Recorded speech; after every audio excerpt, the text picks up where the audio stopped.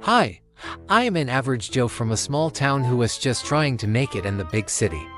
But sometimes the biggest challenges come from the least expected places. Like, for example, my mirror. Yeah, that's right. The other day my reflection started talking to me and now it won't shut up. It all started when I was trying to take a selfie on my phone so I could post it on my social media account. You know how sometimes when you rate taking a selfie and you change the angle of your face just a little bit and you can't tell which way is up and which way is down. Well, this time I didn't realize that I had flipped the image horizontally, and so instead of seeing myself I saw a strange man with a handlebar mustache holding a cane in one hand and wearing a top hat and tails. And the stranger thing was he looked exactly like me. At first I thought maybe I was having some kind of psychotic break. After all, I hadn't slept the night before and I had been working on my laptop non-stop since I got home from work. So maybe I was just hallucinating. I tried to shake off the disturbing image, but no matter what I did, the man kept appearing behind me every time I took a selfie. At first he didn't say anything. He just stood there looking at me awkwardly until finally he broke the silence.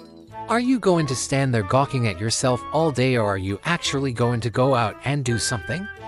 I couldn't believe what I was hearing. Was my reflection actually talking to me? And if so, why was it so rude? I don't really have any plans, I said hesitantly. That sounds awfully dull, the reflection said dismissively. Don't you have anything fun planned for the evening? Perhaps a nice dinner at a restaurant followed by a carriage ride through the park. I stared at him in disbelief. Was he serious? Was my reflection actually suggesting that I go on a horse-drawn carriage ride? What was this, 1899? But then it hit me.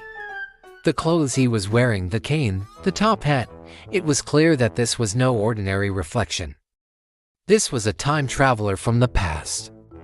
But if he was a time traveler, then wouldn't he be able to fix whatever was causing his reflection to appear that way?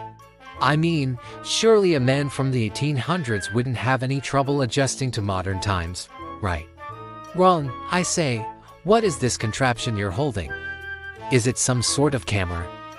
I explained to him that it was my cell phone and that it wasn't just a camera. It was also a computer, a music player, a video game console, and a GPS navigation system all in one. Good heavens, he exclaimed. It seems like this so-called future is far more advanced than I had imagined. But why does everyone seem to be staring at these glowing rectangles? Is it some sort of new fad? I explained to him about social media and how people spend hours every day just scrolling through their feeds. Good gracious, he said, shaking his head. All this technological advancement, and yet people still find themselves yearning for the simpler times. What happened to human connection? To sitting around and talking to one another face to face? I had to admit he had a good point. Sure, social media had its benefits, but it seemed like people had become so caught up in their online lives that they had forgotten how to interact with other humans. Well, what do you suggest we do instead? He asked. Why don't you tell me about this amusing game of yours called TikTok? I hesitated.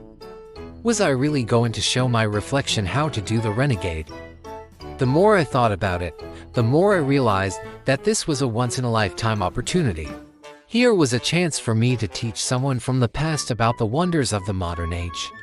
And who knows, maybe I could even learn a thing or two from him.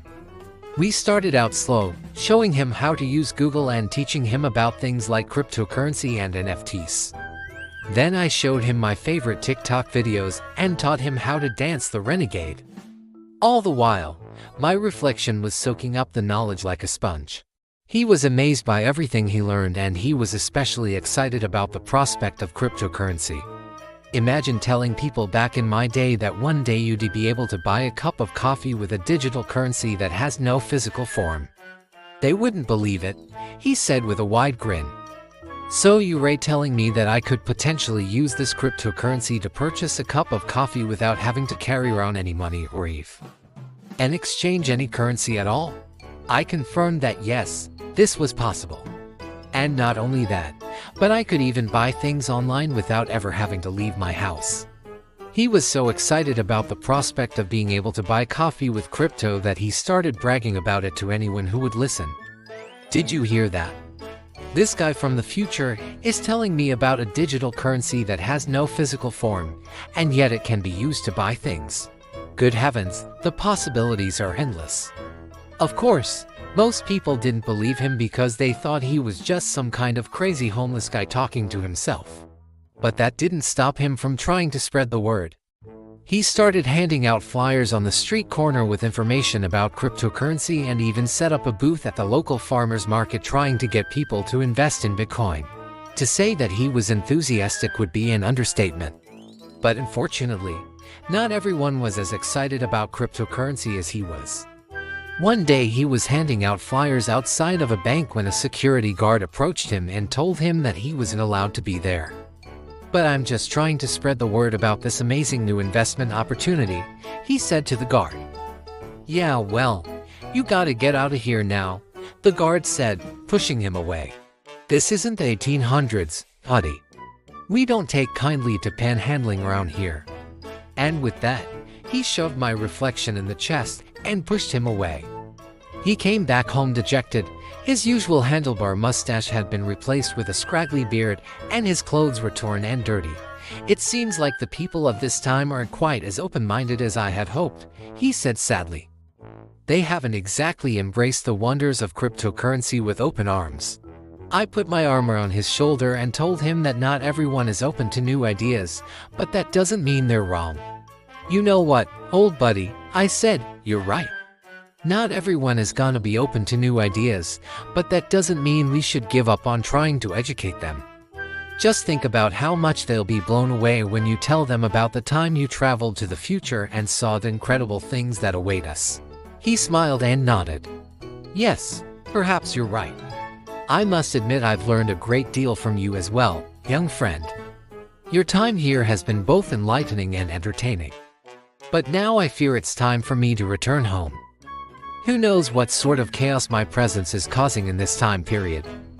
And besides, I have a feeling my reflection is starting to miss me already." He gave me one last hug and then disappeared, leaving me alone in my room with nothing but the faint smell of pipe tobacco and the echo of his laughter. As I stood there staring at the mirror, trying to make sense of what had just happened, I realized that sometimes the greatest adventures are the ones that happen in your own backyard. The end.